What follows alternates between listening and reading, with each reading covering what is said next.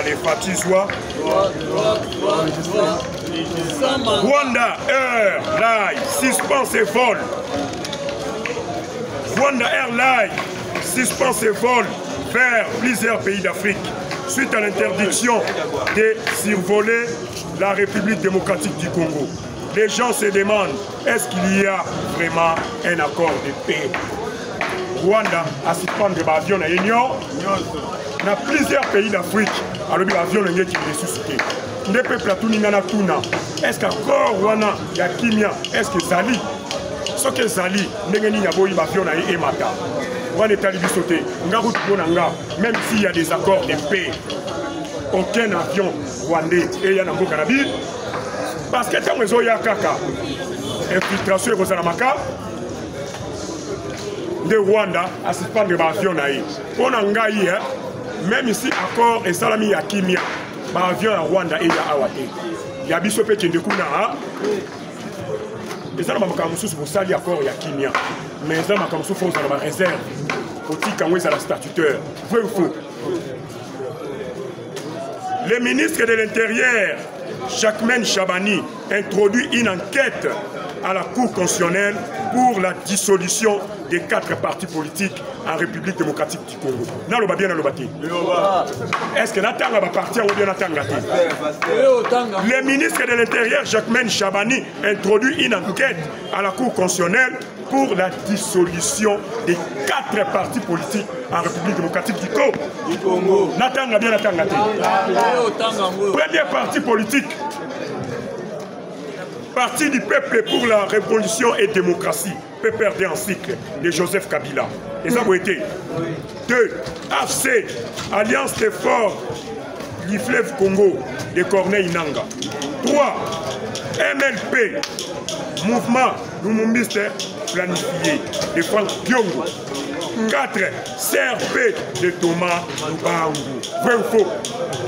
Boyoki bien, Boyoki bien. Boyoki bien, Boyoki bien. 1. PPRD.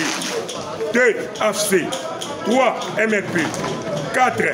CRP de Thomas Luba. Pas parti ou et ça ne pas. Parce que suite au Moni, vous avez participé à un mouvement insurrectionnel. Vous avez trahi le Congo. Vous avez trahi le Congolais. Tu suspends Gabi? Les autres. Tolobi Boy, le FMI félicite M. Doudou Fouamba, le ministre des Finances, pour les résiliences imposées à la bonne gouvernance des finances publiques en République démocratique du Congo. FMI, les organismes internationaux, et remercie le ministre de la Finance de la République démocratique du Congo. Mettez la ministre de la République du Congo, Maboko.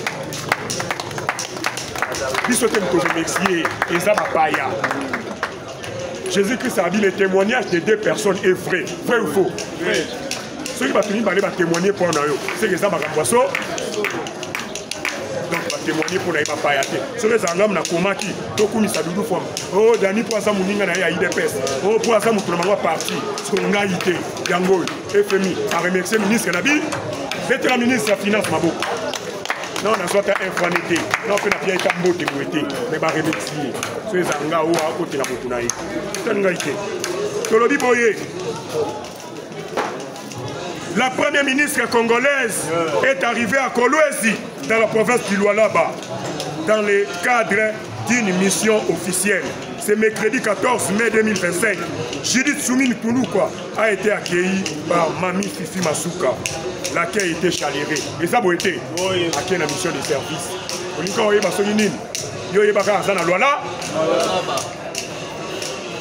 Tolobi Boye, désormais, pour faire passer un avis de recherche à la radio-télévision nationale congolaise, RTNC en cycle, il faut payer 1000 $ pour la télé et 500 $ pour la radio.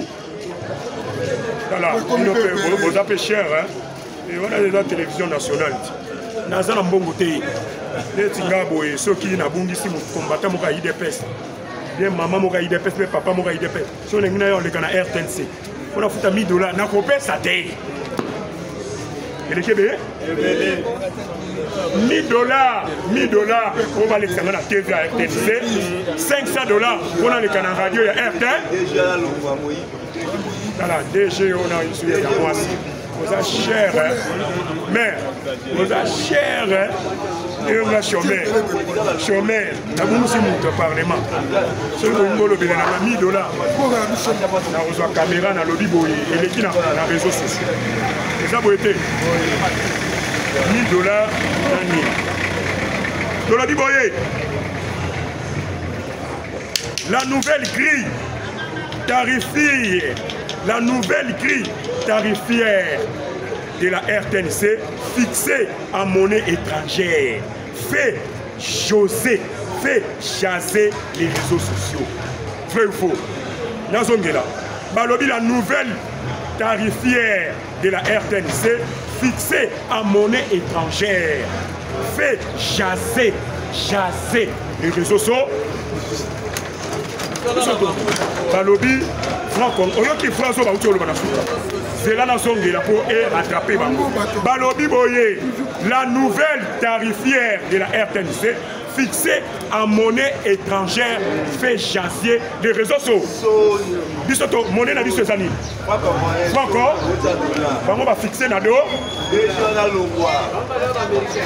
Donc vous avez comme Makambo, qui peut placer national, peut placer à la ville. Quand vous avez ça la Makambo, vous avez qui peut placer à la ville. Tout lien en franc congolais, on va fixer la dollar.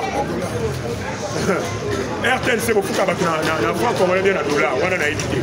La salle à RTNC, syndicat RTNC a dit ça biso, va foutre un dollar, bien en franc corps, mais je suis sûr et certain qu'il va foutre un franc corps. Pour vous facturer la dollar pour l'année. Il y a un dollar qui sont matamata. On va facturer la dollar exaté. Quand vous payez les gens dans les francs congolais, il faut aussi facturer dans les francs corps. On est au $, on suit. Le Sénat convoque une plénière. Le Sénat convoque une plénière. C'est jeudi 15 mai 2025, au cours de laquelle la requête de la justice militaire contre Joseph Kabila, sénateur à vie, sur le levé de son immunité sera examinée. Vrai ou faux? Communiqué officiel du Sénat. Le bureau du Sénat invite les honorables sénateurs à prendre part à la séance plénière du jeudi 15 mai 2025 à 13h précise. Dans la salle des conférences internationales du Palais du Père, l'ordre du jour comporte des points à savoir. L'ordre du jour comporte des points à savoir. Vrai ou faux? Premier point, examen de la question orale avec débat. L'honorable Pungwe Mbouyi Luyongola Patrice, adressé au ministre de l'enseignement supérieur et universitaire. 2. L'examen des textes réquisitoires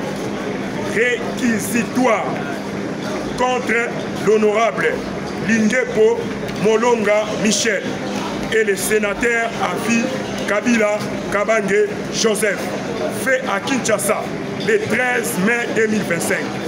Neferti Ndianza Bayokisa Kisula, rapporteur. De l'eau, Makambosa Miné de la Sénat. Vrai ou faux? Samalukonde entre l'enclume et les marteaux. Ataliboy, Joseph Kabila, ancien chef Nangaï. Ataliboy, population, Barouchanga Manza. N'a convoqué, bien à convoquer. A convoqué. Makambosa Lelo le 15 Tokoyeba. Immunité, on est relongouaté. Baïbisinga, président, sénateur, Bazara Soupé, 28, n'est-ce pas? N'a évité. Milo Boyepi, Bazara 28 à 29. Alors, la moitié de 28 et c'est 14. Ce qui 15 personnes dans le Sénat, Batomboli Maboko, Balobi immunité Joseph Kabila Longwa. Hello?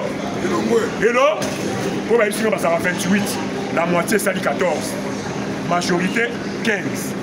Ceux qui 15 pour la Vatican 13, c'est les 15 va gagner. Ceux qui 15 balobi balongola moté Joseph Kabila patika na ba milité donc ba sénateur auto votaki baza ba député bangonde baza à la base makambo eza na maboko ba sénateur soki lelo Joseph Kabila ba olongole ba milité eza ba sénateur obiso to votaki soki pe ba boyi eza ba sénateur obiso to votaki mais une chose est importante soki ka ba boyi baza la problème d'un peuple corps donc kangi Sénat tobimisi bango liba sur le 28 mutu akota kuna za oyebisi bango ce qu'on est pouvoir du peuple article 5 de la constitution le peuple est sourd donc à l'équipe peuple a zaté tant balobi chef de l'état c'est que chef ya paix était ya tolobi boye communiqué officiel naloba bien naloba te communiqué mosusu il est porté à la connaissance du public conformément à l'ordonnance numéro 23-042 du 30 mars 2023 fixant la liste des jours fériés légaux en République démocratique du Congo. La journée du samedi 17 mai 2025, journée nationale des forces armées congolaises, est déclarée chômée et payée sur tous les territoires de la République démocratique du Congo. Journée à samedi, et ça chômé et payé, nous allons continuer. Cependant, étant donné que ces jours fériés coïncident avec un samedi qui est un jour non ouvrable dans le secteur public, au terme de l'article 1er du décret numéro 24/09 du 17 février 2024 portant règlement d'administration relatif à la discipline, les congés relatifs à ces jours est avancé au vendredi. Est-ce que vous l'entendez? Vous l'entendez? Oui. Numéro 24/09 du 17 février 2024 portant règlement d'administration relatif à la discipline, le congé relatif à ce jour est avancé au vendredi 16 mai 2025 pour les administrations publiques et autant pour les autres, les entreprises, établissements de toute nature. Fait à Kinshasa le 14 mai 2025 par le ministre de l'Emploi, Travail et Prévoyance sociale, M. Ephraim Akwakwa. Tolobi Boye, journée à samedi, et ça férié. Et ça le 17 mai. Tolongo la jour à libération. Parce que bateau va libérer Bisso, va nous Bisso va problème. N'est-ce pas? To commis baptisant jour de force ça. Le jour de force ça. To baptisant bon le quoi Tolongo liango bon. Bato bayaka soit disant libérateur. Baye ba bomi biso, ba côté filtration, le lo respect ça le sous-souté, le lo ma camion se commis ma bé. Faux. De Tolongo liango. Totiango férié de jour de force ça. Armée corps. Donc, vous voyez, ça biso sous-souté, to ba tunyo na nzela. Samedi le 17 mai, et ça jour le 17 mai, et ça jour férié, le jour de force ça, jour à la soda, ma policier, même biso fait ma sécurité, il est même na carte. À l'époque, quand vous êtes qui, biso to qui vient na bakan, faux, na bakan bilo que bandon ça, quand il a d'ailleurs robé biso bakan, na soda. Quand il commis na ba nie na carte, quand il commis na ba kuzu na carte, quand il commis na ba numba na ba bar, ba terrasse na carte bar. Nakata camp et comme dans la terrasse, c'est Kabila qui est venu détruire. Sera Mobutu, Bissoso na Yokinzal, Maman Zola 14h, Maman Zola tout à l'heure pour nous la vie. Il a rebelle à ce côté. Là qui est non relié à camp, Yabaso, n'a commis pour la Bamadesh. Yabasoda, Makaba Kolekabiso, vrai ou faux. Sans qu'il pas soda, sans y a relié ça, au relié. Baoba Kolika la Abaye, Dino Balamikete. Dino Balamikia Kabila Teba, non c'était. Biso à Tokolikala, Mikolo Baza Baye. Pendant qu'il y a un camp, ceux qui nous ont dit pour nous, maman, tout est au Oumela. Il y a la herbe. Dans quel y a un camp. Vrai ou faux? Baroyambo qui toko, balé sur la mélise. Vrai ou faux? le camp na koti na camp kokolo na kendaka kuna na tala boye bar hôtel nini wenze nini nabi administrateur akawa azawapi général akawa azawa chef du camp oyo commandant du camp azawa tosenga commandant du camp longo na baba nyonso so ni komela oye na cité olati tenue civile koya na munduki te yango mona na baba ba komi soda na munduki babaré c'est-à-dire n'entrez pas avec une arme à feu faux nakuna même soza aner yaka simple tia kakano na poche dambola oyo vandi omeni mwa ba kuna ba otonga fachi okefunda pa fa so moni kuna ba otonga kabila okefunda pa kabi nde ezalaka bongo oyela bato te na nga yo nini nga na bar na nga yo okota te na munduki bosoigne quand alors tolobi jour à férié eza samedi bao basalaka te samedi bakiti yango va vendredi férié lobi eza férié mpona bato basalaka te samedi donc lelo jeudi bokobanda férié ti lendi ye esengo te betela na fati maboko makambo echange na mboka donc mais bao basala pa baindien comme nayebi baasiatique férié ezalaka te la semaine anglaise c'est pour les européens la semaine anglaise c'est pour les européens et les américains pas pour les asiatiques les asiatiques payent mal les gens vrai ou faux nalongoli ka moi quelques pays bayuda pe bafuta moi bien ba Jésus Christ ba juif bafuta moi bien mais au Chine au Inde surtout Inde batosu Inde batosu c'est ça que nzete na bureau ayi posa ko suba sui cours de mulangama ya Suisse asubi après atie wana na 16h ba ki voir en photo bien est-ce que on a mundele parce que l'autre côté, vers les années 1940-1950, nous étions pied de l'égalité avec la République démocratique du Congo. Tout ça qui est égalité. Nous sommes à prendre des infiltrations, ni infiltration, il y a un autre à la cima. Mais tant que Fachaye, photo qui est libre.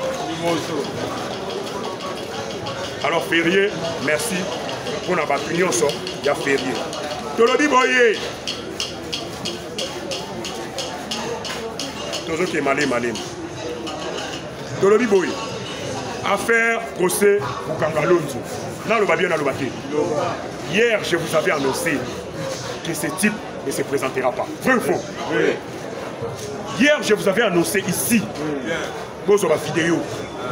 Bozo Gissa. Papa na loi qui a monté. Que ce type ne se présentera. Amen. Aya qui bien a quitté. Mettez la maboko makasi. Papa Tien Tshisekedi a dit mettez-vous dans des parlements debout. Vous serez les politiciens plus que les politiciens. Et amen. Arrêtez-les. Papa Tshisekedi a dit laissez-les parler, laissez-les partir. Ils seront bloqués quelque part. Et ils vont perdre leur main. Ils seront ridicules. Mettez la papa Tien Tshisekedi maboko.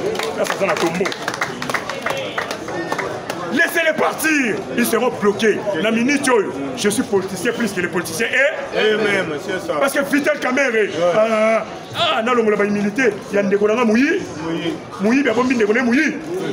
Les loups entre eux ne se mangent pas. Les loups entre eux ne se mangent pas. Nalibou Nkosi, même il va une semaine. Nkosi moka mwana ya bébé zawana.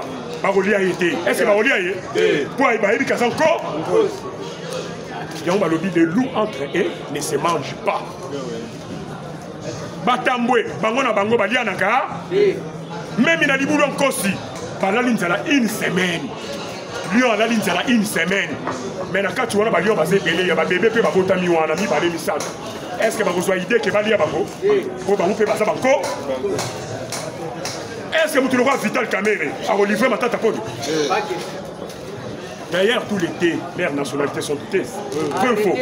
C'est pas moi. Ne venez pas chez moi, vous serez tabassé. Pour lui parler, papa, on a un qui interdit.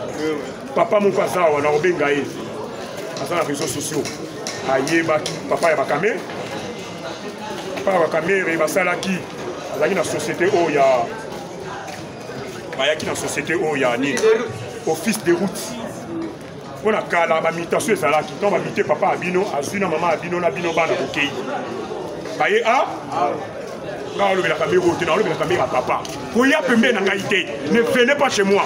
Je ne parle pas des caméras de l'Assemblée nationale. Je parle des caméras pères. Les abonnés, la caméra papa. Papa caméra, les Ronabiso, a une mission de service, na Burundi, Burundi. Caméra papa, a une mission de service nako. La caméra pas. Venez pas chez moi. Surtout pour ce que tu as passé.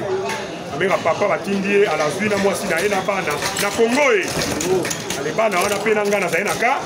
Na tangi A, na eu diplôme A, après beaucoup de ça va poste terminé, ngai dani na est-ce que la tangi comment moto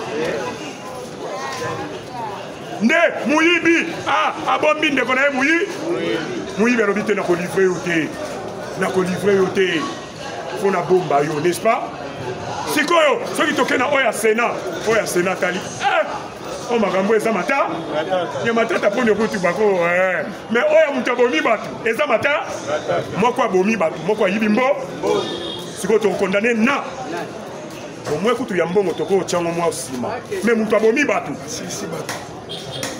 mutu aselisi bato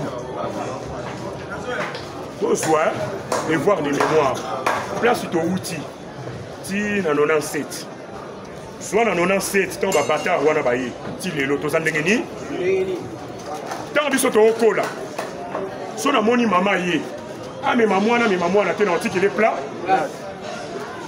so ito vandi na bis ba otang sa biso na école primaire morale na moni papa na moni mama mais on nyonso azali kolo nanga pona tele mayafa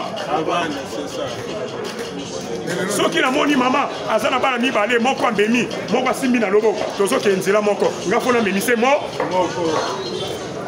lelo tala makambo nde bamemeli biso makambo peye mingi makambo etali sexe biso toyebaki yango te tokoli mpena boye 14 ans 13 ans maintenant on ayebi makambo etali sexe te vrai faux nazalaki soki natandi banini na nga na singa na banda olinga te moto alongo so bandeko na ngai ya basi bayebeke yaya soki atandi bilambani na singa banda olinga te moto alo sikoyo na banda osala ndeni so natandi bilamba na ngai na singa ok basuki lote banda otiango na se natandi bilamba yango nde na banda oboye so jour mo nakende beta bale mbula ebeti maka balingi balongola babi yaya alingaka te basimba bilamba na grand tiers na biso siko aya alobi bino kozala leki nga naza yaya nakolongola ya po mbula elingi ebe alongoli yango atala boye basiki notekwe ntango nauti obeta bale ntango bayebisinga ye moto aza nango mpona kelezwa yango bitikala nango so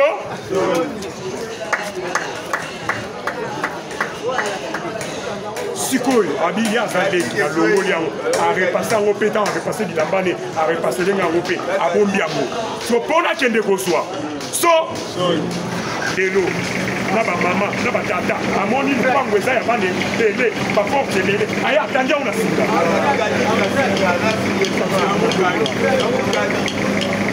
aye atandi yango na singa azoyeba te bana baza wana lupango eza ya bato ebe atandi yango na singa biso tomona bandeko bamona bana bamona alors toza bomo mboka eza ya biso kotrahir mboka te kotrahir mboka te ata bafingi yo ozozwa mosala te bato mpe perde nyonso bazwa mosala bato mpe perde nyonso bazwa mosala mpe perde ezali na bato te bango bautaki zamba baye so batali boye président de la république abimi dans le néant ezalaka te po toluka ta tocréer parti moko mpo akotalaka po esala mwa kilo vrai faux oya uti zamba n'est-ce pas parce qu'il a calculé à côté qui a caporal à l'âge à 6 ans, il a déjà caporal soldat. Il faut calculer au monde. 29 ans général, maintenant qui après 3 ans dans grade dans l'armée. 29 ans général, 26 ans colonel, 23 ans major, 20 ans, il a déjà sous-lieutenant, quittant au monde à l'âge à 6 ans, il a attaqué déjà caporal, 6 ans. C'est tout ça. Ne batali le coup de la partie. Créons un parti politique, mettons-les à l'intérieur pour un mois kilo, n'est-ce pas? Ne créer PPRD, parti.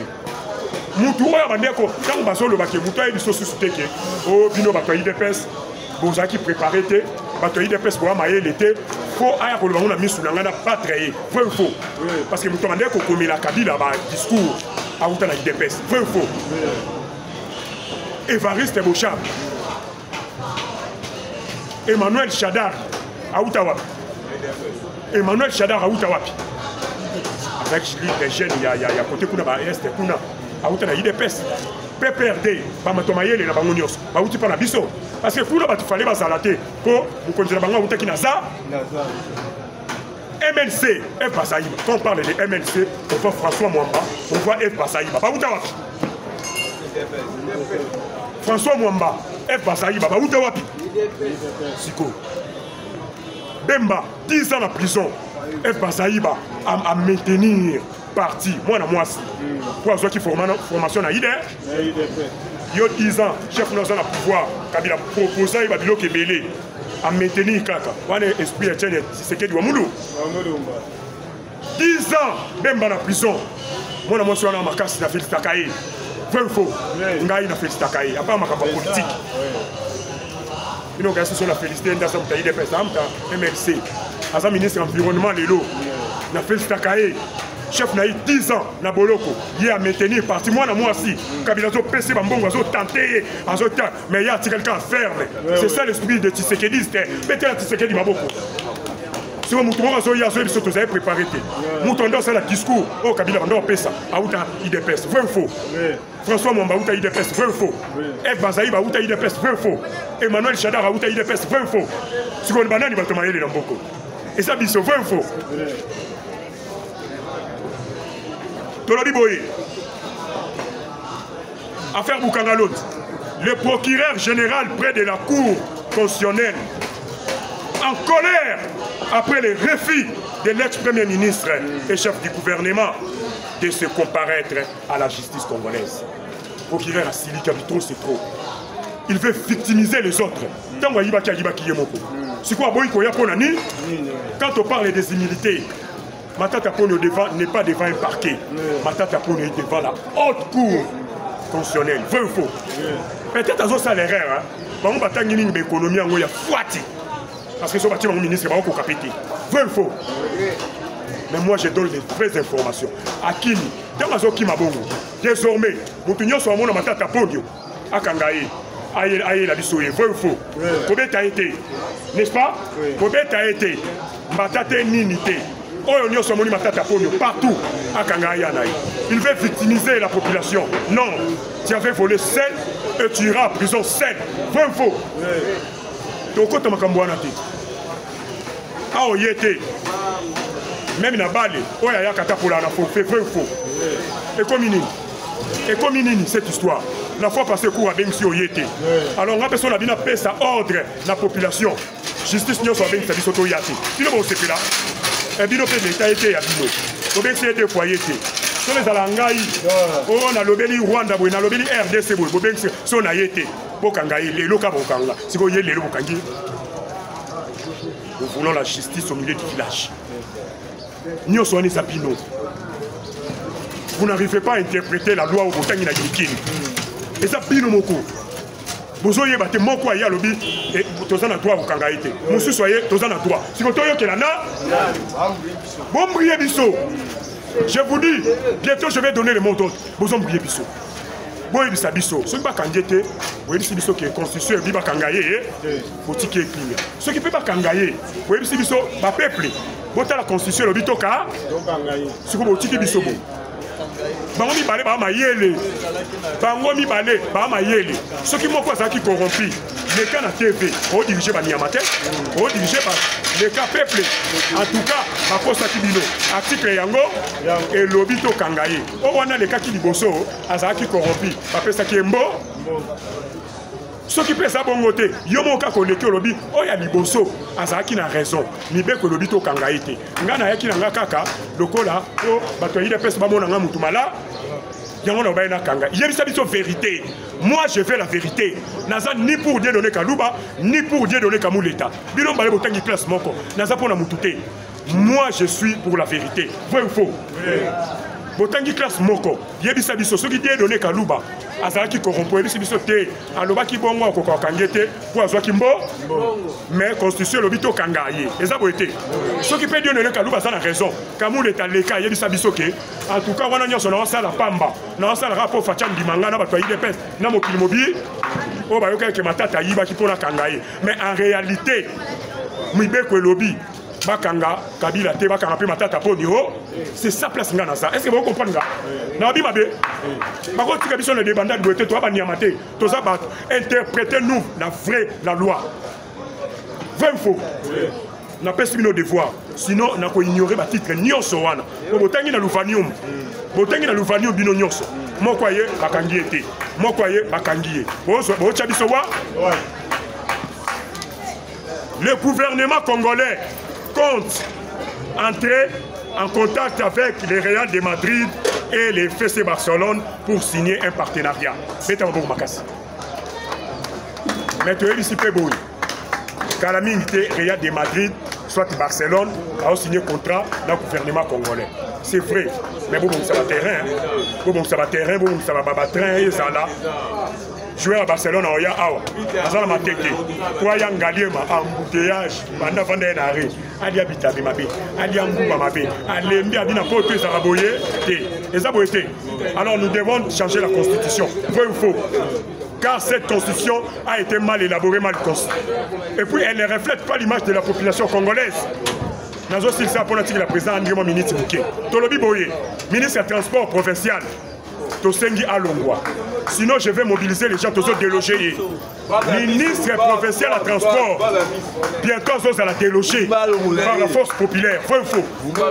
Tous Longola, parce que Bissotoria Mapolo, à chaque fois, sa population fait les pieds à Zoya Namukuka. Alors, Tolobi Boy, tous à la Kimia, Tolinamboka. Président Lobamouké, on a président.